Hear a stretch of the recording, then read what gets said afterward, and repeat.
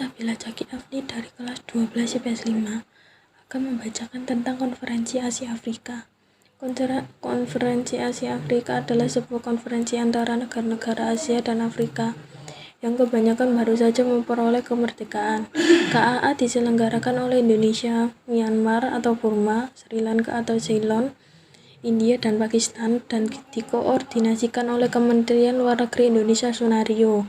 Pertemuan ini berlangsung antara 18 April sampai 24 April 1955 pada Gedung Merdeka Bandung, Indonesia, dengan tujuan mempromosikan kerjasama ekonomi dan kebudayaan Asia Afrika dan melawan kolonialisme atau neokolonialisme Amerika Serikat, Uni Soviet atau negara imperialis lainnya.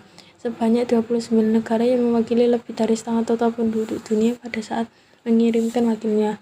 Konferensi ini mencerminkan apa yang mereka lihat sebagai kekuatan Barat, keengganan untuk berkonsultasi dengan mereka tentang keputusan yang mempengaruhi Asia selama Perang Dingin, kekhawatiran mereka tentang ketegangan antara Republik Rakyat Cina dan Amerika Serikat, keinginan mereka untuk menyebarkan hubungan damai antara Cina dan Barat, pertentangan mereka terhadap kolonialisme, khususnya pengaruh Prancis di Afrika Utara dan kekuasaan kolonial Prancis di Aljazair, Indonesia, dan keinginan untuk mempromosikan hak-hak mereka dalam konflik dengan Belanda Irian Barat. 10 poin hasil dari pertemuan ini kemudian terkandung dalam apa yang disebut Dasar-Sila Bandung, yang berisi pertanyaan dukungan untuk kerusuhan dan kerjasama dunia.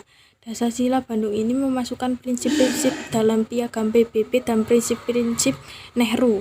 Konferensi ini akhirnya menyebabkan pembentukan gerakan non-blok pada tahun 1961. Latar belakang Konferensi Asia Afrika. Politik luar negeri Indonesia adalah bebas aktif. Bebas artinya bangsa Indonesia tidak memihak pada salah satu blok yang ada di dunia. Jadi, bangsa Indonesia berhak bersahabat dengan negara manapun asal tanpa ada unsur ikatan tertentu. Bebas juga artinya bahwa bangsa Indonesia mempunyai cara sendiri dalam menghadapi masalah internasional.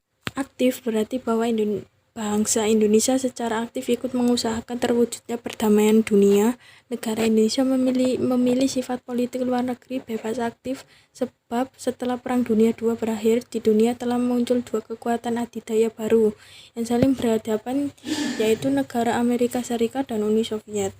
Amerika Serikat mempelopori berdirinya blok barat atau blok kapitalis liberal, sedangkan Uni Soviet mempelopori kemunculan blok timur atau blok sosialis komunis. Dalam upaya meredakan ketegangan dan untuk mewujudkan perdamaian dunia, pemerintah Indonesia memprakarsai dan menyelenggarakan Konferensi Asia Afrika. Usaha ini mendapat dukungan dari negara-negara di Asia dan Afrika.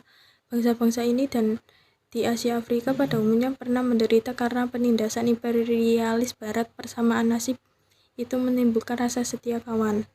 Setelah Perang Dunia II berakhir, banyak negara di Asia dan Afrika berhasil mencapai kemerdekaan. Di antaranya adalah India, Indonesia, Filipina, Pakistan, Burma, Myanmar, Sri Lanka, Vietnam, dan Libya. Sementara itu masih banyak pula negara yang berada di kawasan Asia dan Afrika belum dapat mencapai kemerdekaan.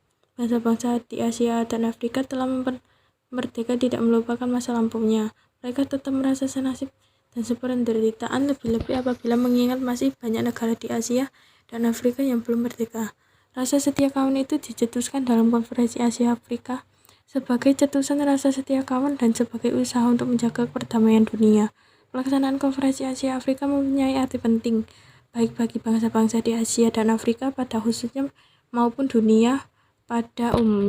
Terwujudnya Konferensi Asia Afrika didahului oleh Konferensi Kolombo dan Konferensi Bogor. Konferensi Kolombo, Konferensi Pancanegara I. Indonesia diwakili oleh Perdana Menteri Ali Sastroamidjojo. India diwakili oleh Perdana Menteri Sri Pandit Jawaharlal Nehru. Pakistan diwakili oleh Perdana Menteri Muhammad Ali Jinnah. Burma diwakili oleh Perdana Menteri UNU. Sri Lanka diwakili oleh Perdana Menteri Sir John Kotavelawala.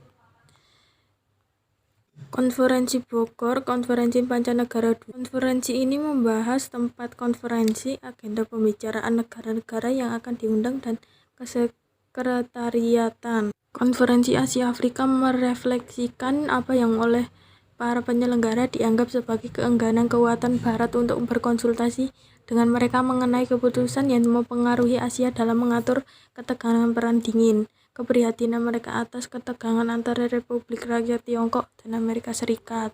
Ketegangan Republik Rakyat Tiongkok dan Amerika Serikat, keinginan mereka untuk meletakkan fondasi yang lebih kuat bagi hubungan perdamaian Tiongkok dengan diri sendiri dan Barat.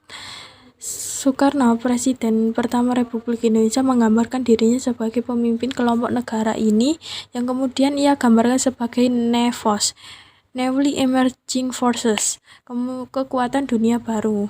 Pada tanggal 4 Desember 1954, Perserikatan Bangsa-Bangsa mengumumkan bahwa Indonesia telah berhasil mendapatkan masalah Irian Barat yang ditempatkan dalam agenda sidang Majelis Umum Perserikatan Bangsa-Bangsa pada tahun 1955. Tujuan KAA 1. Mempererat solidaritas negara-negara di Asia dan Afrika. 2. Meninjau masalah-masalah hubungan sosial dan kebudayaan dari negara-negara Asia dan Afrika. 3. Menjalin kerukunan antar umat beragama di wilayah Asia dan Afrika. 4. Memberikan sumbangan untuk memajukan perdamaian dan kerjasama dunia. 5. Mencanangkan gerakan politik untuk melawan kapitalisme asing. 6. Melawan kolonialisme dan neokolonialisme Amerika Serikat, Uni Soviet, dan negara imperialis lainnya. Sidang 18 April 1955, hasil gambar untuk kapan sidang KA dilaksanakan, lokasi Bandung.